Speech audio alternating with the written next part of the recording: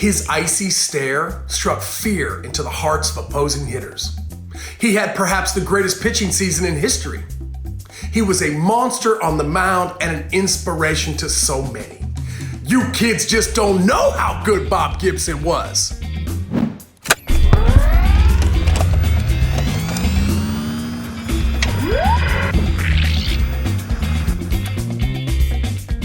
1968 was the year of the pitcher, and Bob Gibson was the pitcher of the year. He tossed 13 complete game shutouts that season and recorded a hard-to-believe 1.12 ERA, the lowest ever mark in the live ball era. He is one of 3 players in history to have won 250 or more games, struck out more than 3,000 batters, tossed 50 shutouts, and posted a career ERA under 3. The other 2 are baseball immortals, Walter Johnson and Tom Seaver. Gibson took intimidation to a whole new level. He wasn't afraid to throw inside on hitters, and for damn sure he wasn't afraid to hit them with his blazing fastball. He plunked 102 batters in his career. Check it, Hank Aaron said that Bob Gibson would have brushed back his own grandmother if he had the chance.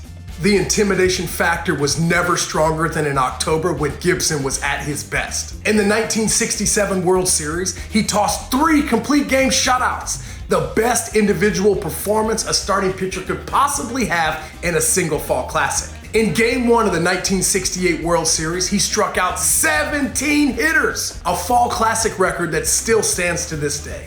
In 3 World Series trips, he went 7-2 with a 1.8 ERA and won both World Series MVP awards both of the times the Cardinals won it. Only Sandy Koufax and Mr. October himself, Reggie Jackson, have won multiple World Series MVP awards.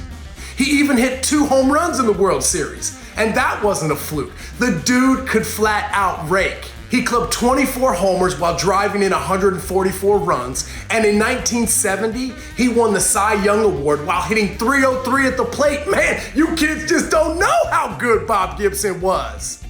Of course, intimidation doesn't matter if you can't back it up, but Bob Gibson did. Try this one on for size. Roberto Clemente once broke Bob Gibson's leg with a comeback line drive, and guess what happened?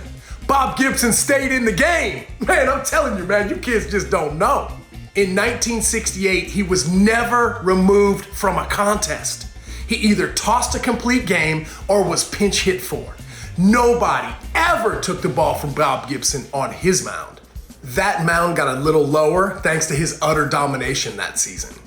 MLB changed the mound from 15 to 10 inches high to give hitters a fighting chance following that 1968 campaign.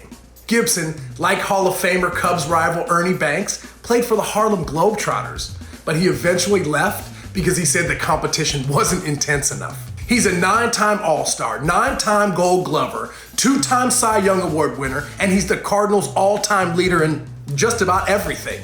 He ranks first in St. Louis Cardinals history in wins, strikeouts, shutouts, and complete games. In MLB history, his 26 consecutive quality starts are a record. And he also had one record-breaking stretch where he went at least 6 innings in 78 straight outings. He's the man who would never take himself out of the game, which explains why he gave cancer such a fight. Unfortunately, the baseball world recently lost Gibson to that same cancer fight. But there are countless pitchers, past and present, who emulated his toughness, his grit, and perseverance in hopes of being a fraction as great as the one, the only Bob Gibson.